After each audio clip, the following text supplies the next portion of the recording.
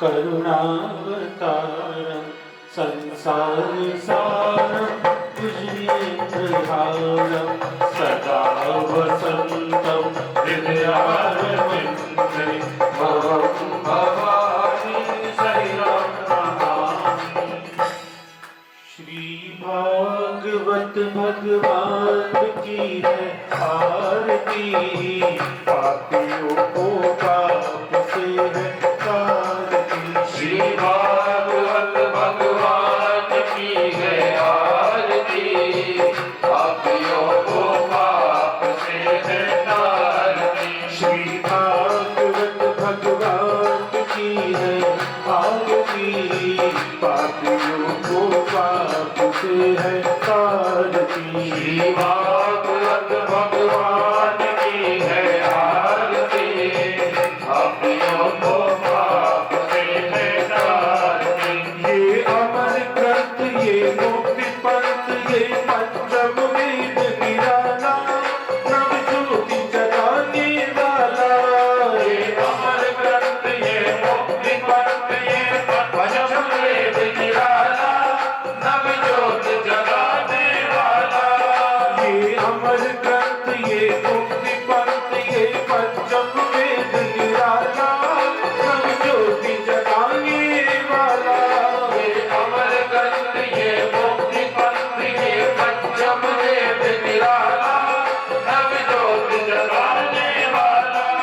हरि नाम यही, हरि धाम यही, हरि नाम यही, हरि नाम यही, हरि नाम यही, हरि नाम यही, हरि नाम यही, हरि नाम यही। जग की मंगल की आरती, पापियों को पाप से है तारती। श्री भागवत भगवान की है आरती, पापियों को पाप से है तारती।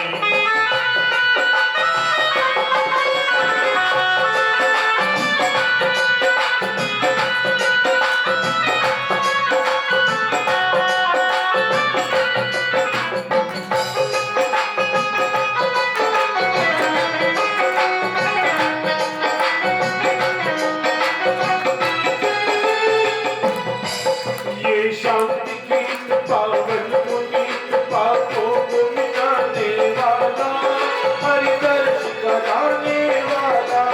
ये शांति गीत पावन पुनीत, पापों को मिटाने वाला, वो हरि दर्श कराने वाला। ये शांति गीत पावन पुनीत, पापों को मिटाने वाला, हरि दर्श कराने वाला। ये शांति गीत पावन पुनीत, पापों को मिटाने वाला, हरि दर्श कराने वाला। यह सुख करनी, यह दुख हरनी, ये सुख करनी, ये दुख हरणी, यह सुख करनी, यह दुख हरनी। ये सुख करनी, ये दुख हरणी। श्री मधुसूदन की आरती, पापियों को पाप से है तारती। श्री भागवत भगवान की है आरती, पापियों को पाप से है तारती।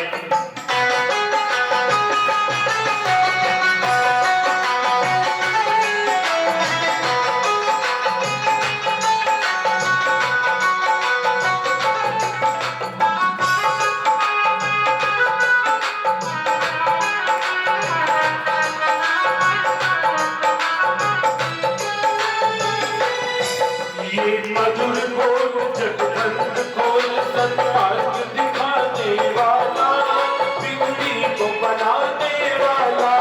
ये मधुर बोल जगबंद खोल, सन्मार्ग बनाने वाला, वो बिगड़ी को बनाने वाला। ये मधुर बोल जगबंद खोल, सन्मार्ग बताने वाला, बिगड़ी को बनाने वाला। ये मधुर बोल जगबंद खोल, सन्मार्ग बताने वाला, बिगड़ी को बनाने वाला।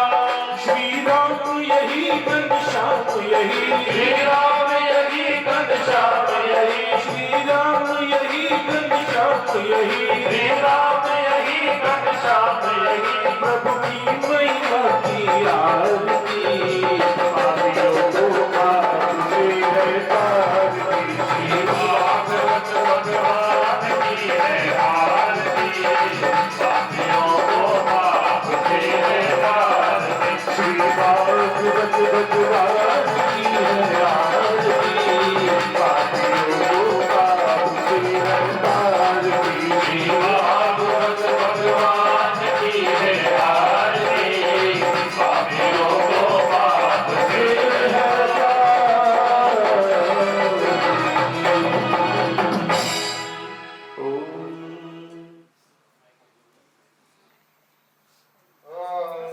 जगनेन जगमय जन्मदेवास्तानि धर्माणि प्रथमान्यासन्ना तेहनाका महिमा गणेशाय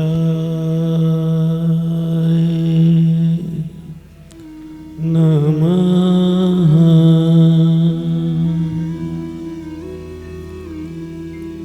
श्री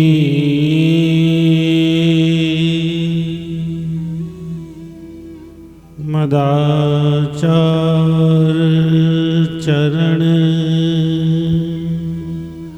कमलेभ्यो नमः।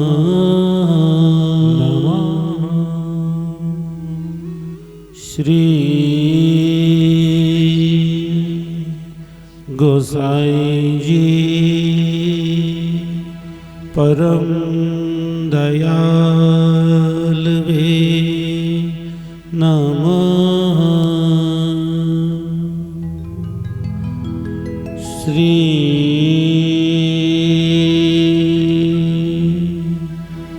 कृष्णाय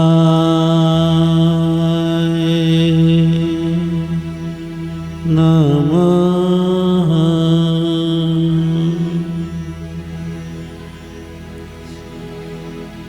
कृष्णं नारायणं वन्दे कृष्णं वन्दे व्रजप्रियं कृष्णं द्वैपायनं वन्दे कृष्णं वन्दे प्रथासुतम्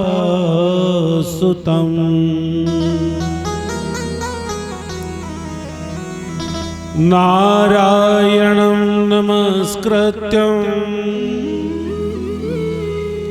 नरं चैव नरोत्तमं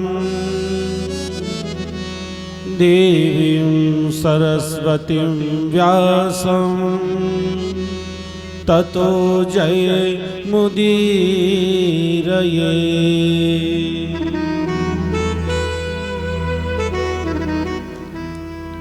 यं प्रव्रजन्तुमनुपेतं पेतकृत्यं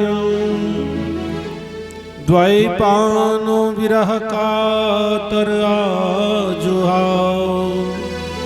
पुत्रेति तन्मयतया तर्वरोऽभिनेन्दो स्वं सर्वभूतहृदयं मुनिमानतोऽस्मि।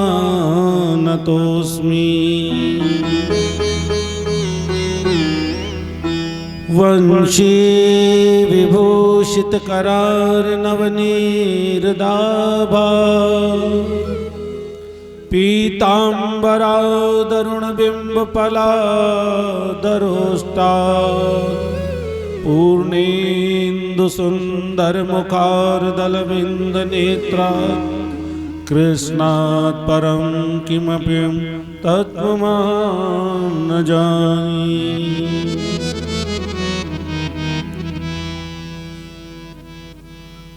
तुलसी श्री सखी शिवे पापहारिणी पुण्यदे नमस्ते नारदनुते नमो नारायण प्रिये।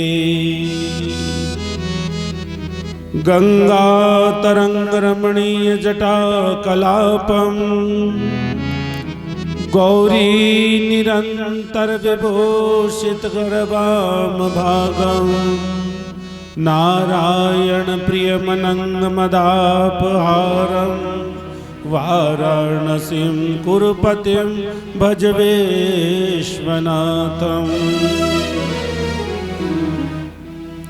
यस्यांके च विभाति भूधरसुता दीवापगा मस्तके भाले बालविदुर्गलतले यस्योरसी व्यालरा सोऽयं भूतिविभूषण सुरवरा सर्वाधिप सर्वदा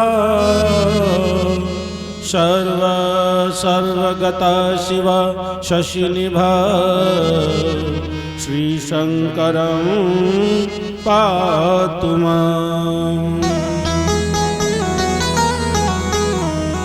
बर्हापीडं नटवरवपो कर्णियो कर्णिकारं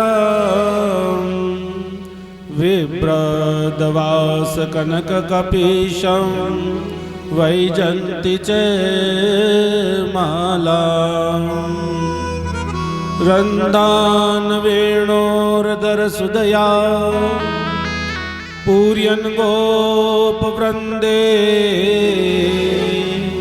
वृन्दारण्यस्वपदरमणा प्राविशदगीतकीर्ति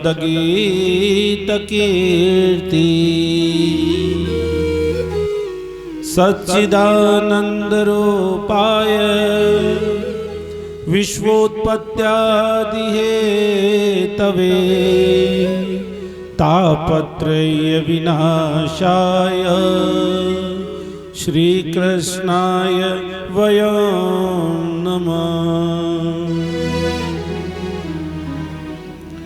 श्री गोवर्धननाथ की जय हो। श्री राधा सर्वेश्वर की जय हो। श्री सद्गुरुदेव भगवान की जय हो। सद्गुरु सूजी महाराज की जय हो। श्री व्यास जी महाराज की जय हो। श्री सुखदेव जी महाराज की जय हो। यमुने महारानी की जय हो। तुलसी महारानी की जय हो। जगत जननी गौ माता की जय हो। श्री सीतारामचंद्र भगवान की जय हो। बालाजी महाराज की जय हो। श्री लक्ष्मी नरसिंह भगवान की जय हो। राधा गोविंद भगवान की जय हो। हरि ओम। नमः पार्वती पते हर हर महादेव हर हर। जय जय श्री राधे जय जय श्री राधे जय जय श्री राधे।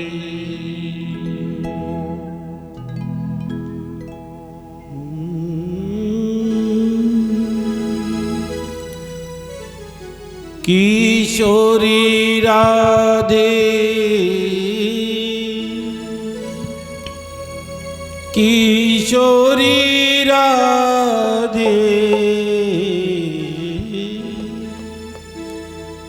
किशोरी राधे ओ किशोरी राधे मेरो प्यारो नंद लाल किशोरी राधे मेरो प्यारो नंद लाल किशोरी राधे किशोरी राधे किशोरी राधे किशोरी राधे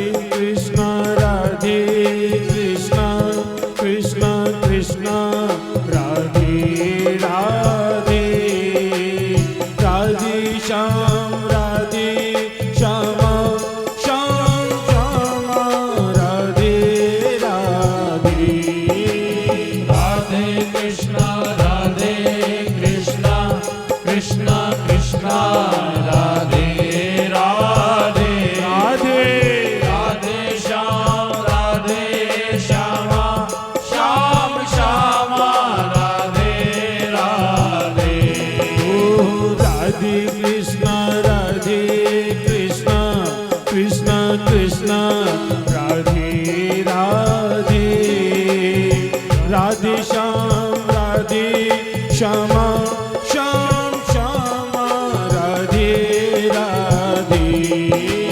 राधे कृष्णा कृष्णा कृष्णा राधे राधे, राधे श्यामा श्याम श्यामा, राधे राधे। राधे कृष्ण कृष्ण कृष्ण राधे राधे, राधे श्याम श्यामा श्याम श्यामा, राधे राधे।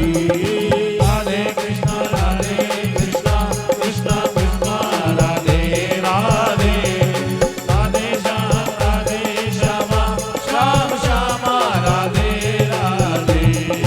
राधे कृष्ण कृष्ण कृष्ण राधे राधे, राधे श्याम श्यामा श्याम श्यामा, राधे राधे। राधे कृष्णा कृष्णा कृष्ण राधे राधे, राधे श्यामा श्याम श्यामा, राधे राधे। राधे कृष्ण कृष्ण कृष्ण राधे राधे, राधे श्याम श्याम श्याम, राधे राधे। राधे कृष्णा राधे राधे राधे श्याम श्याम श्याम, राधे कृष्ण कृष्ण कृष्ण राधे राधे राधे। राधे श्यामा श्याम श्याम, राधे राधे राधे। राधे कृष्ण कृष्ण कृष्ण राधे राधे, राधे श्यामा श्याम श्यामा, राधे राधे श्याम श्यामा, राधे राधे श्याम श्यामा, राधे राधे। जय जय श्री राधे।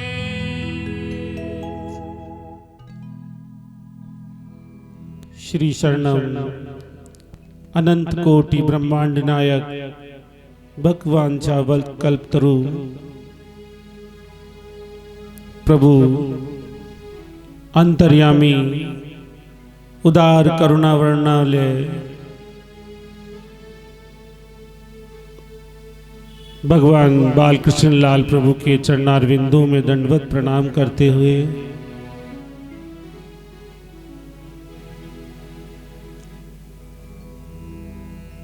सद्गुरुदेव भगवान के चरणारविंदों में दंडवत प्रणाम कर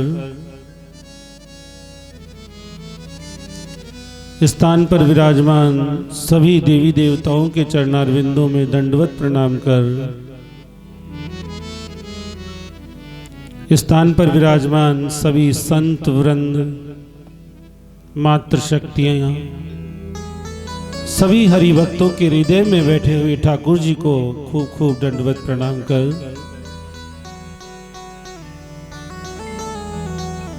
कथा में भक्ति रस संगीतज्ञ बंधुओं के हृदय में बैठी हुई मां शारदा व देवी को खूब खूब दंडवत प्रणाम कर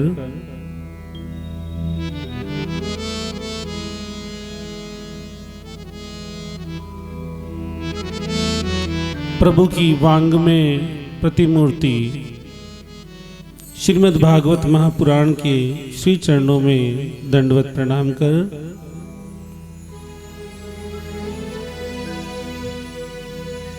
ठाकुर जी की अत्यंत ही महती कृपा हम सब पर बनी और एक संयोग बना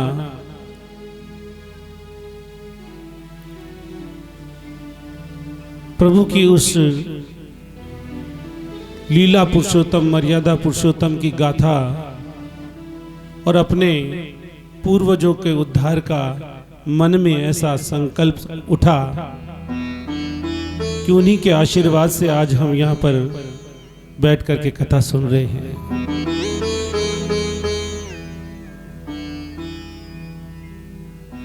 दास भीतर से बहुत आनंदित है इस कथा को कहने के लिए। इस श्रीमद् भागवत महा ज्ञान रूपी गंगा की वर्षा में भीगने के लिए सभी लालायित हैं। एक वर्षा होती है जो बाहर होती है जरूरी नहीं है कि उसमें सभी अंग हमारे गीले हो जाएं, लेकिन ये श्रीमद् भागवत रूपी ज्ञान गंगा की वर्षा ऐसी वर्षा है जो हमें बाहर से भी भिगोती है और अंदर से भी भिगोती है। तो श्रीमद् भागवत कथा में जो रस है उस रस को प्रकट किया जाए।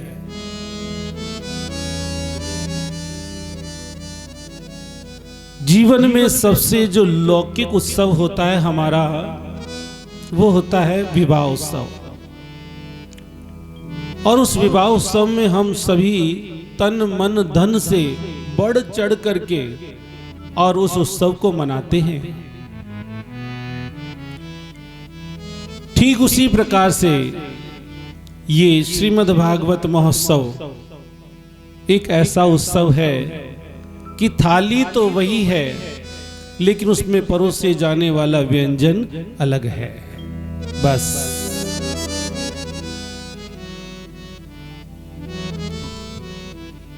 व्यास जी महाराज ने श्रीमद् भागवत के सर्वप्रथम महात्म्य को प्रकट किया है। आज थोड़ा विलंब हो गया है, इसलिए हम कथा में ही प्रवेश करते हैं। देखो, जब तक किसी चीज के महत्व को नहीं समझेंगे तब तक उससे प्रेम होना बहुत मुश्किल होता है, उससे प्रेम नहीं होता है। भागवत पुराण सुनने से पहले व्यास जी महाराज ने उसके महत्व को क्यों बताया कि उसके पहले हम उसके महत्व को जानेंगे तब उससे प्रेम होगा, तब विश्वास होगा।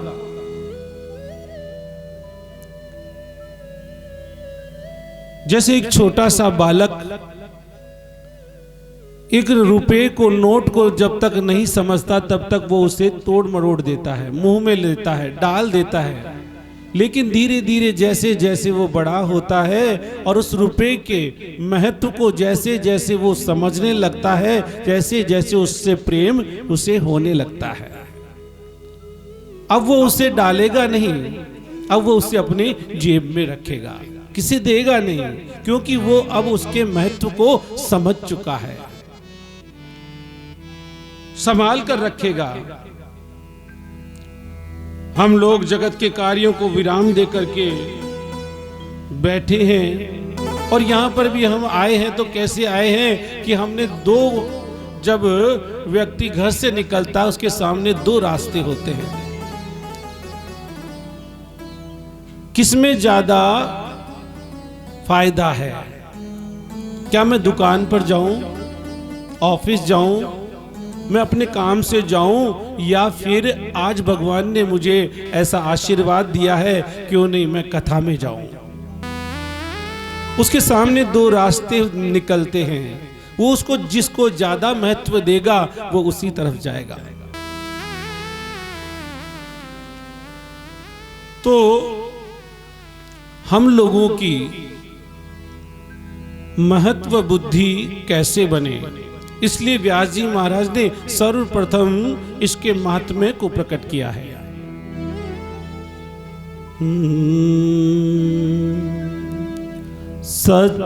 सच्चिदानंद रूपाय विश्वोत्पत्त्याति हेतवे तापत्रय विनाशाय श्री कृष्णाय वयं नुमः। परम मंगल में परात्म क्लेश्वर प्रभु श्री बालकृष्ण लाल की वांग में प्रतिस्वरूपा श्रीमद् भागवत महापुराण के ज्ञान यज्ञ का ये आज दिव्य अवसर प्रारंभ करते हैं। इस अवसर के माध्यम बने हैं हमारे हुक्मचंद जी अग्रवाल, रामगंज बाजार व्यापार मंडल के अध्यक्ष हैं, श्री मुरारी जी अग्रवाल श्री रतनलाल जी अग्रवाल, श्री घनश्याम जी गुप्ता और श्री कमल किशोर जी अग्रवाल, इनके माध्यम से श्याम सुंदर की ये सुंदर कथा का आज हम श्रवण कर रहे हैं, वाचन कर रहे हैं।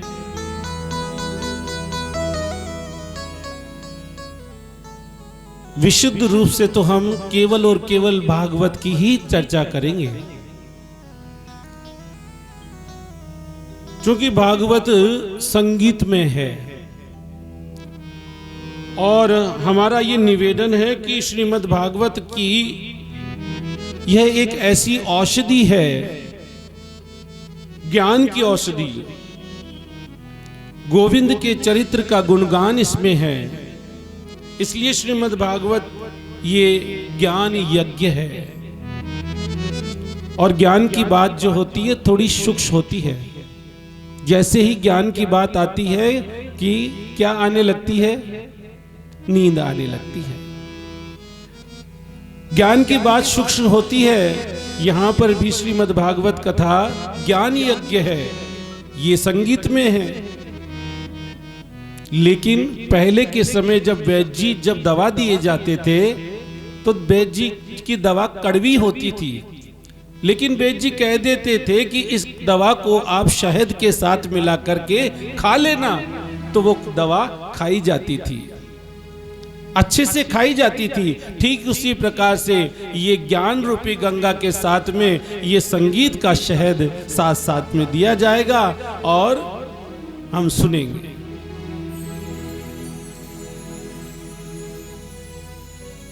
कैसे भी हो,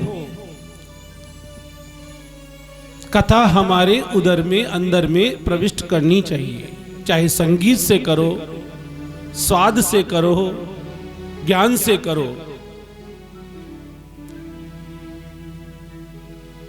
बात तो सही है कि पुराने जमाने में कोई संगीत नहीं होता था, केवल और केवल कथा से ही मतलब होता था। लेकिन मैंने संतों से सुना है उस समय भी कुछ लोग तो समाधि लगा ही लेते थे, कुछ लोग तो नींद आ ही जाती थी। हमें थोड़ा थोड़ा संगीत का भी साथ मिलता रहेगा। सावधान होकर के हम अब कथा में आगे प्रविष्ट करते हैं। सच्चिदानंद रूपाय विश्वोत्पत्त्यादि हेतवे तापत्रय विनाशाय श्री कृष्णाय वयं नमः। सच्चिदानंद रूपाय, ये भगवान का स्वरूप है, सत चित और आनंद। सत किसे कहते हैं? सत माने जिसकी सत्ता तीनों कालों में रही है, जिसकी सत्ता पहले भी थी, आज भी है और आगे भी रहेगी। और जो तीनों कालों में रहे वो सत आज है, कल का भरोसा नहीं, तो वो सत नहीं है, वो असत वस्तु कहलाती है, आई और मिट गई।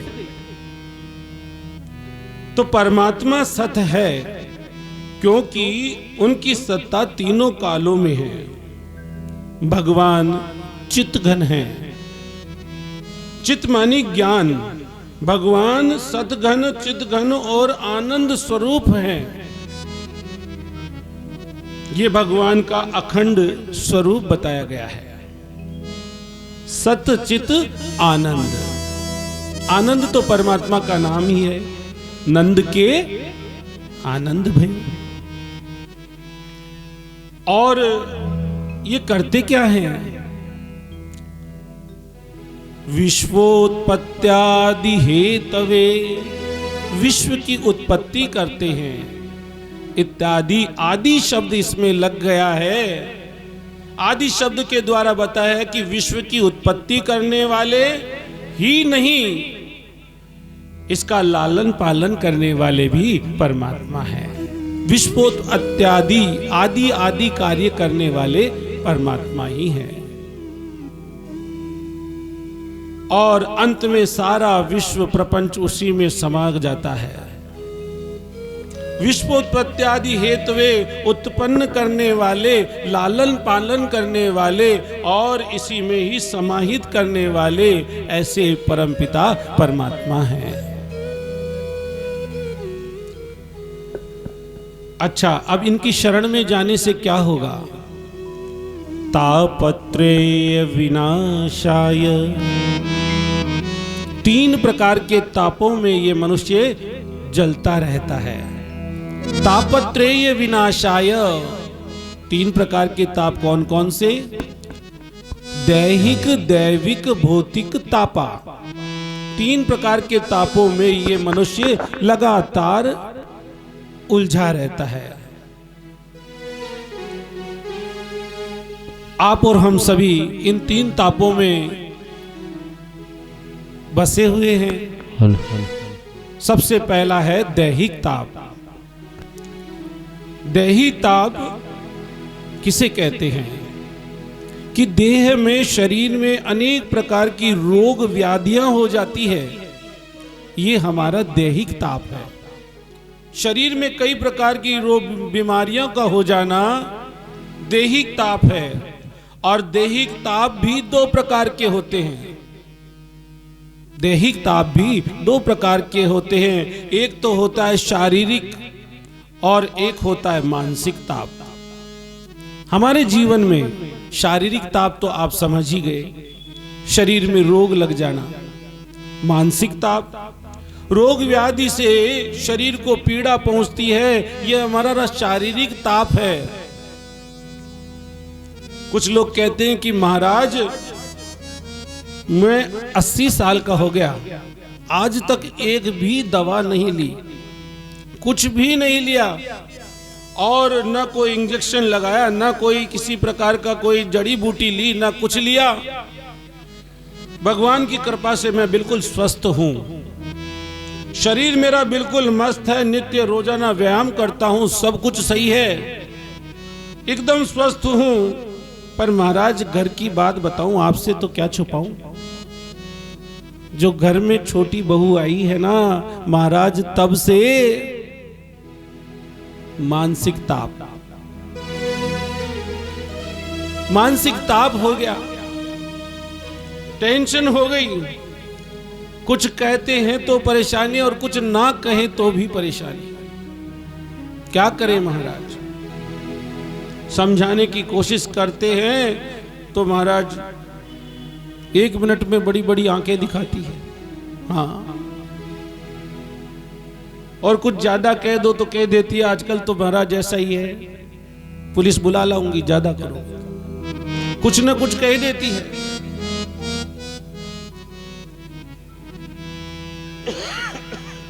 तो महाराज शरीर से तो बिल्कुल स्वस्थ है, लेकिन मानसिक टेंशन है, मानसिक ताप है। कुछ लोग कहते हैं महाराज हमारे तो बेटा बहू बहुत अच्छे हैं, कहना मानते हैं, खूब सेवा भी करते हैं, सब कुछ सही है, लेकिन क्या बताएं महाराज कुछ दिनों से गोड़ों में बहुत दर्द है। तो ये शारीरिक और मानसिक ताप है, दैहिक ताप। दैहिक, दैविक, भौतिक तापा। दैहिक, दैविक। दैविक ताप कौन से हैं? दैविक ताप जिसे कहते हैं कि दैविक प्रकोप, कि महाराज अब की बार तो भूकंप आ गया, अब की बार तो बारिश नहीं हुई, अब की बार तो कोई ऐसा रोग आ गया कि जैसे कोरोना आया था। ये भगवान हमारी इन सब से रक्षा करते हैं, दैविक ताप से। कोई महामारी आ जाए इससे रक्षा करते, अचानक कोई रोग लग जाए, अचानक हरी भरी खेती को टिड्डियां साफ कर जाए, ये सब दैविक ताप में आता है। और तीसरा है भौतिक तापा। भौतिक ताप कौन से है कि भूत प्राणियों से उत्पन्न ताप। भूत प्राणियों का मतलब भूतों से नहीं है, भूत प्राणियों का मतलब है इस पृथ्वी पर विचर रहे जीव जंतुओं से। शेर ने खा गया, शेर खा गया, या सांप ने डंक मार दिया, बिच्छू ने डंक मार दिया, दो गायें आपस में लड़ रही थी, भैंस आपस में लड़ रही थी और आ गए उसकी चपेट में।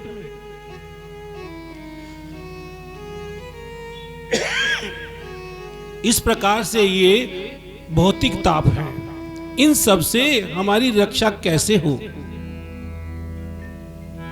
इन तीनों तापों से ये हमारी सारी समस्याएं आती है। दैहिक दैविक भौतिक तापा राम राज्य कबहू नहीं व्यापा। राम राज्य में सब नहीं होता था। इसलिए तापत्रेय विनाशाय, इन तीनों तापों का विनाश करने के लिए श्री कृष्णाय वयं नुमः। तीनों तापों का नाश करने के लिए हमें क्या करना है? प्रभु की चरण शरण में प्रणाम करना है कि सच्चिदानंद रूपाय विश्वोत्पत्त्यादि हेतवे तापत्रेय विनाशाय श्री कृष्णाय वयं नुमः।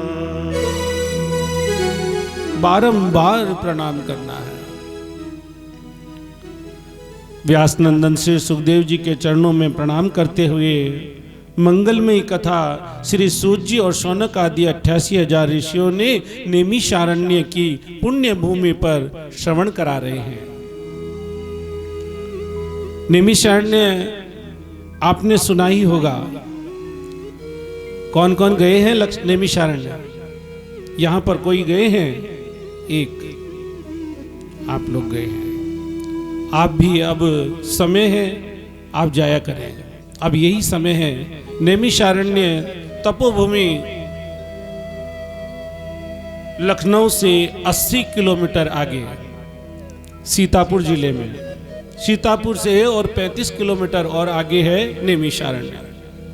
नैमिषारण्य धाम है, तीर्थ स्थल है, और वहां उसे चक्र तीर्थ के नाम से भी जानते हैं। इसका नाम चक्र तीर्थ क्यों पड़ा?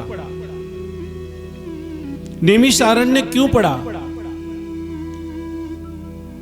क्योंकि एक बार क्या हुआ, सभी संत इकट्ठे होकर के और एक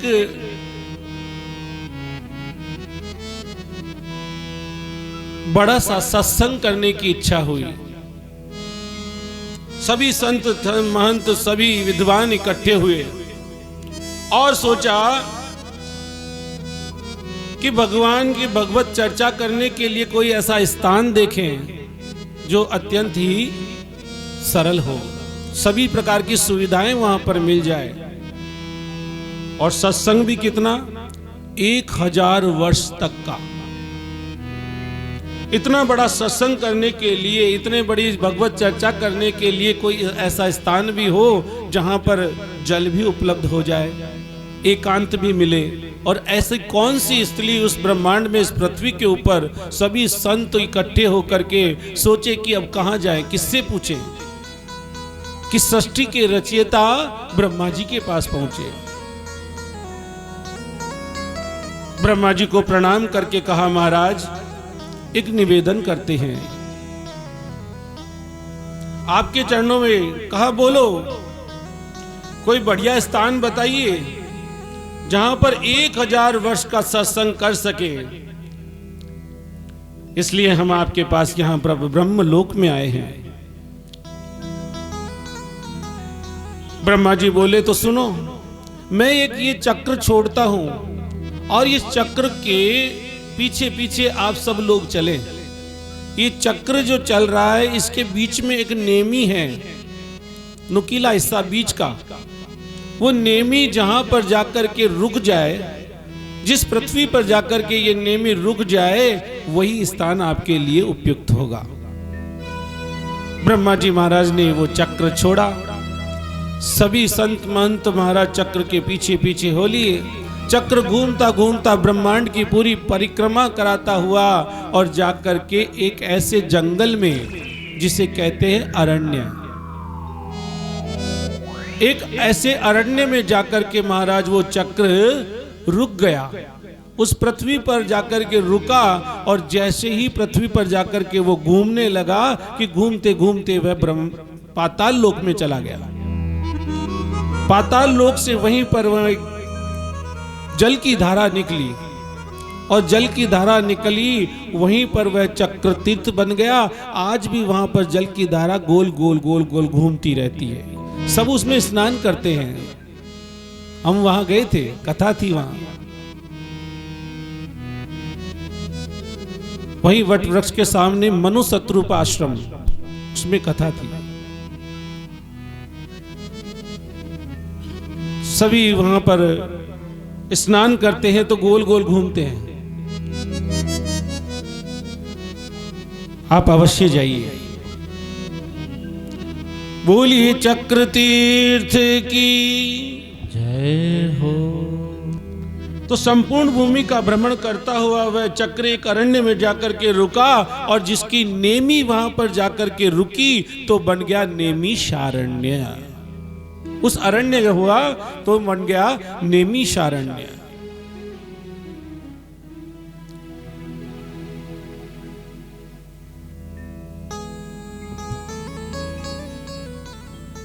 उस चक्र तीर्थ के पास ही विशाल बरगद का वृक्ष है, वट वृक्ष, और उसी के सामने मनु सतरूप आश्रम है।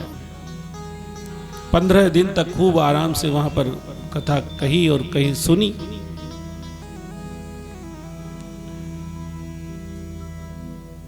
जो वट वृक्ष है उसी के सामने, जो वट वृक्ष है उसी के नीचे बैठ करके और 88,000 ऋषियों ने, महात्माओं ने कथा सुनी थी महाराज। और वहीं पर पास ही में गोमती नदी बहती है। जितनी भी कथाएं हुई है, जितने भी पुराण हुए हैं, सब वहीं से प्रारंभ हुए हैं, नैमिषारण्य से। हमारे सत्यनारायण भगवान की कथा भी सर्वप्रथम वहीं पर सुनाई गई थी।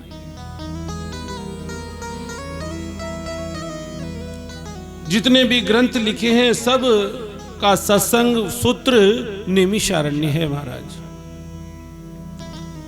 17 दिवसीय वार्षिक 1000 वर्ष की कथा वहां पर चली कि नेमिषे सूतमासीनम् विवाद्य महामतिम् कथामृत रसास्वाद कुशल शोनको अब्रीत। बोलो राधे राधे। राधे राधे बीच बीच में बोलना पड़ेगा। क्यों बोलना पड़ेगा? बीच बीच में क्यों बोलना पड़ेगा?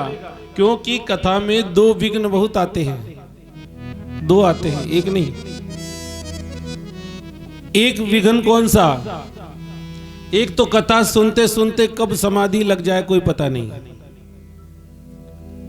कलश यात्रा से आए हैं पैदल, कभी इतना चलते भी नहीं होंगे, गाड़ी में जाते हैं। तो कथा सुनते सुनते कब समाधि लग जाए और निद्रा देवी आकर के बैठ जाए। दूसरी समस्या है मनी राम की।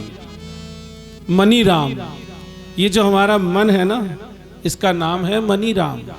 ये कब किशन मिष्ठान भंडार पर पहुंच जाए कोई पता नहीं, कब रामगंज पहुंच जाए, कब घर पर पहुंच जाए, एक पल में। तो महाराज बार बार में राधे राधे बोलना पड़ेगा। बोलो राधे राधे, कि निद्रा आ न पाए और मनी राम जा न पाए। इसलिए बीच बीच में क्या बोलना पड़ेगा?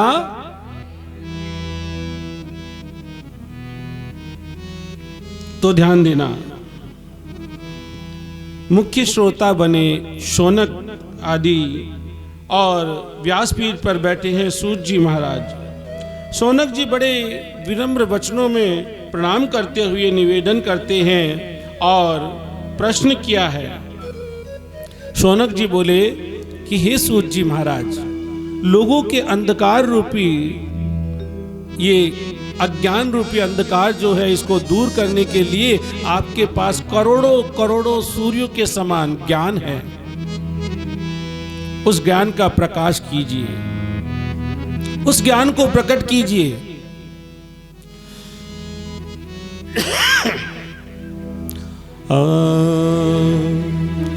अज्ञानद्वंत विध्वंसम कोटि सूर्य सम प्रभ सूताख्या ही कथा सारम मम कर्ण रसायनम।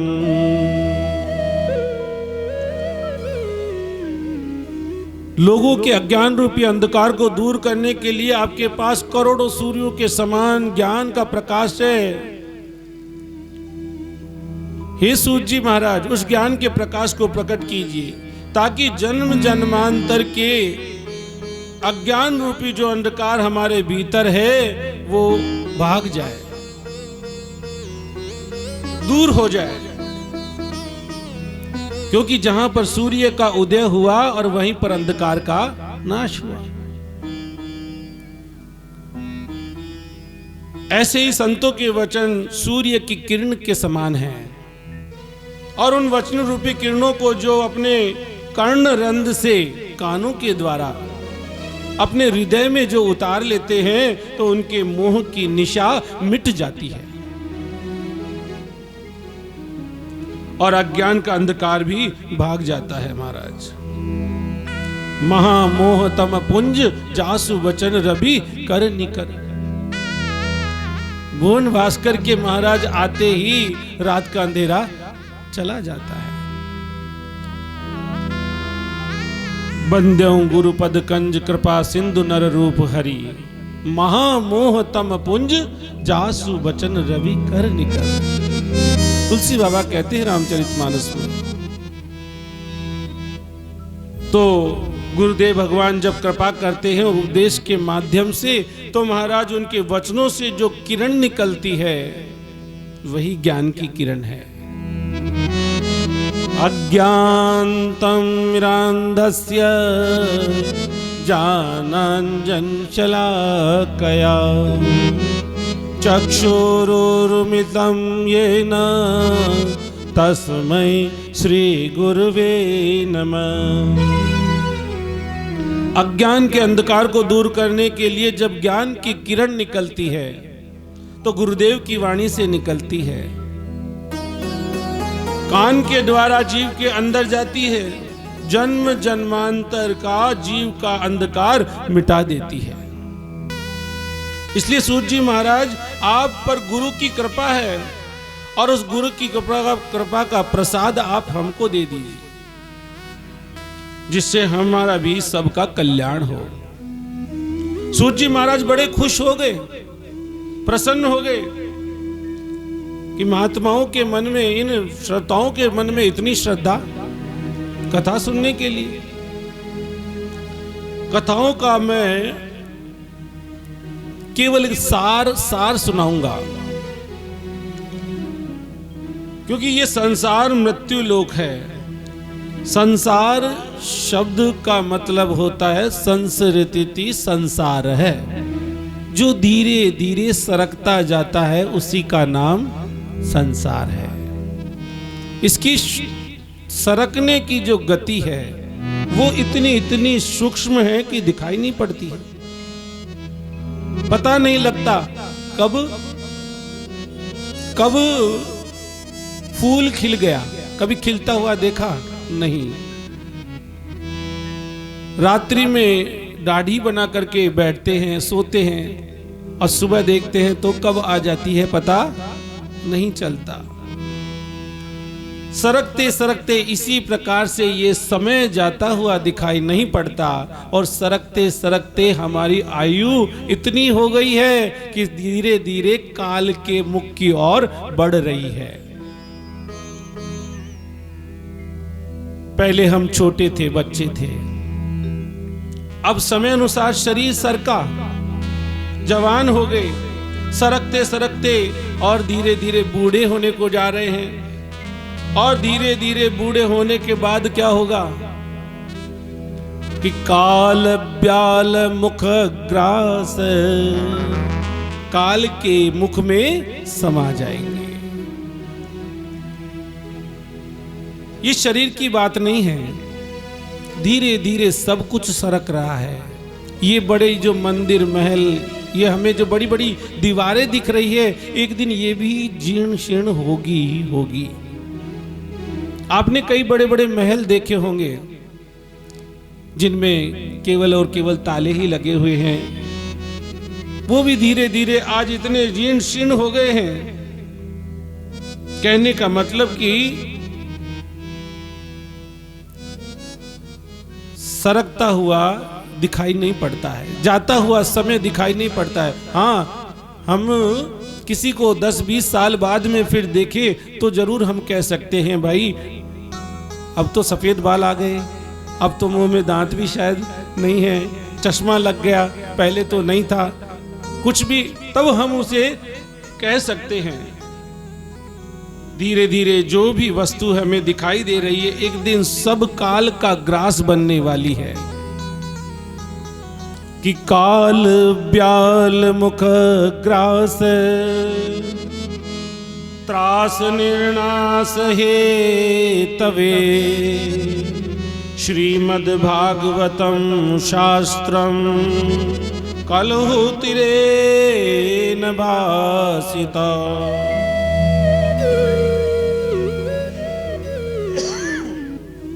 क्योंकि सारा संसार ही एक दिन काल का ग्रास बनेगा। हम और आप एक दिन ऐसे इसमें समा जाएंगे। श्रीमद् भागवत को इसलिए सुना जाता है कि संसार के स्वरूप को हम समझ सकें और मृत्यु से निर्भय हो सके। भागवत हमें मरना सिखाती है, हम मरे तो कैसे मरे, और रामचरितमानस हमें जीना सिखाती है कि हम जिए तो कैसे जिए। सब जानते हैं कि एक दिन मरना है, और मरने की बात सोचने से ही सबको डर लगने लगता है। क्योंकि मौत का डर तो इतना खतरनाक होता है कि पूछो मत। चटपट मौत आ जाए तो महाराज अच्छी बात है, चटपट आ गई, कुछ नहीं, कोई परेशानी नहीं। और कोई ये कह दे कि महाराज डॉक्टर कह दे कि अब तुम 7 दिन के मेहमान हो, उसे पता लग जाए तो शायद वो 2-3 दिन में सीताराम हो जाए। मौत का डर इतना होता है। और अधिकतर परिवार वाले ऐसी स्थिति में रोगी को बताते भी नहीं हैं कि आपके ये रोग हो गया है।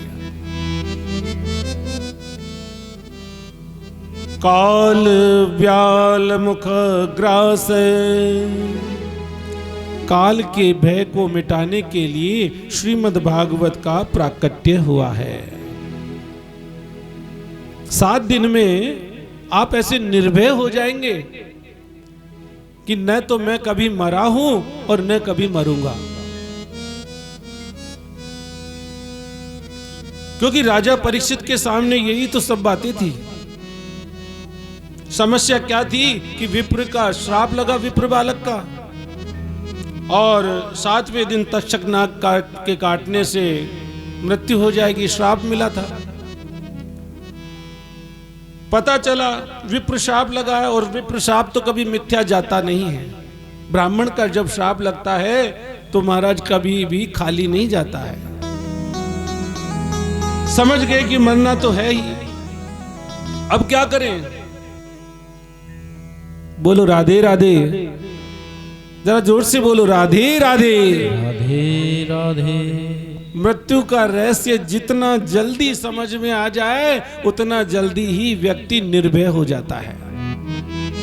इसलिए आप जल्दी से जल्दी इस रहस्य को समझ लें। यदि मृत्यु का रहस्य समझ में नहीं आए तो मृत्यु से सदा सदा के लिए डर लगा रहेगा, सदा डर लगा रहेगा। बार बार कथा सुनो, एक न एक दिन सबको जाना है। आया है सो जाएगा, राजा रंक फकीर, एक सिंहासन चढ़ी चले, एक बंदे जंजीर। कोई भी कितना भी कोशिश कर लो, वो कहते हैं कि चाहे लगा लो ओके साबुन, चाहे लगा लो सेंट, यहां पर कोई न परमानेंट। यहां पर आया है जो जाएगा। सब आने जाने वाले यात्री हैं, पर हम लोगों की आदत है कि 5 साल किसी के किराए के कमरे में रह गए तो मकान मालिक को कह देते हैं कि भैया 5 साल में तो नियम दूसरा है, अब तो ये हमारा है, अब तो ये हमारा है, चाहे कुछ कर लो। और जब 5 साल में उस कोठरी को अपना समझने लगते हैं तो ये कोठरी तो 70-80 साल की हो जाएगी। इसको कौन छोड़ना चाहेगा? कोई नहीं छोड़ना चाहेगा। ये शरीर क्या है? ये पंचायती धर्मशाला है, 5 पंचों द्वारा बनाई गई है ये शरीर रूपी धर्मशाला। और इन 5 पंचों ने शीत जल पावन गगन समीरा, पंच रचित यह अधम शरीरा। पृथ्वी जल तेज वायु आकाश, इन 5 महाभूतों से थोड़ा थोड़ा अंशदान करके ये पंचायती धर्मशाला बनाई गई है। और आप और हम सब इस धर्मशाला के किराएदार हैं। एक दिन खाली करना पड़ेगा। जिसकी जितने दिन की बुकिंग है उतने दिन के बाद में खाली करना पड़ेगा। यहां पर हमने मंदिर लिया है कितने दिन के लिए? 7 दिन के लिए। 8वें दिन भी अगर यहां बैठ के कथा कहेंगे तो पंडित जी बोलेंगे महाराज उठाओ सामान, और नहीं उठाएंगे तो जबरदस्ती बाहर फेंक देंगे। हाँ, कह देंगे ये महाराज ट्रस्ट का मामला है, समिति को क्या जवाब दूंगा मैं? तो महाराज एक दिन खाली करना पड़ेगा। रे मन मुसाफिर चलना पड़ेगा, अरे काया कुटी खाली करना पड़ेगा। रे मन मुसाफिर चलना पड़ेगा, काया कुटी खाली करना पड़ेगा। रे मन मुसाफिर चलना पड़ेगा, काया कुटी खाली करना पड़ेगा। रे मन मुसाफिर चलना पड़ेगा, काया कुटी खाली करना पड़ेगा। रे मन मुसाफिर निकलना पड़ेगा, काया कुटी खाली करना पड़ेगा। हरि बोल, मस्त हो जाओ, चिंता नहीं है।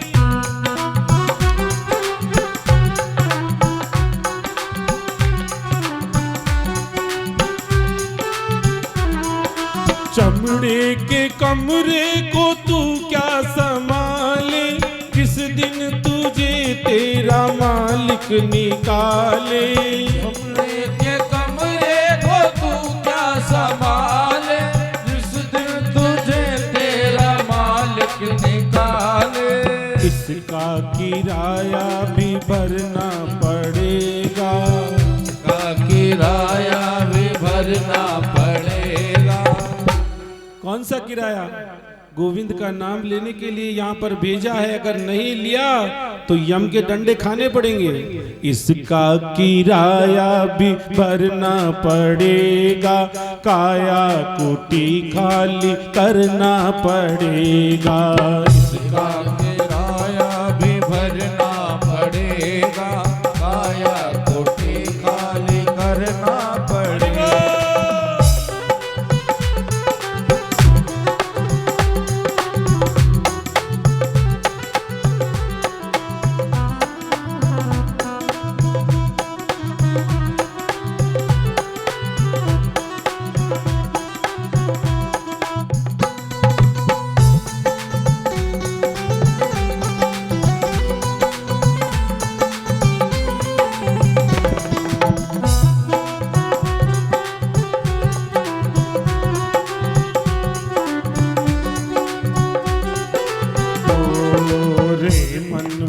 बोलिए, रे मन मुसाफिर चलना पड़ेगा, काया डरो मत बोलिए, चलना पड़ेगा। रे मन मुसाफिर चलना पड़ेगा, काया कोठी खाली करना पड़ेगा। अरे आएगा नोटिस जमानत न होगी, पल्ले में कुछ अमानत न होगी। आएगा नोटिस जमानत ना होगी, पल्ले में कुछ ना अमानत होगी। फिर कैद हो के तुझे चलना पड़ेगा, काया कोठी खाली करना पड़ेगा। फिर होकर तुझे चलना पड़ेगा, काया कोठी खाली करना पड़ेगा। रे मन मुसाफिर चलना पड़ेगा, काया कुटी खाली करना पड़ेगा। देखो, हर व्यक्ति के दो पते होते हैं,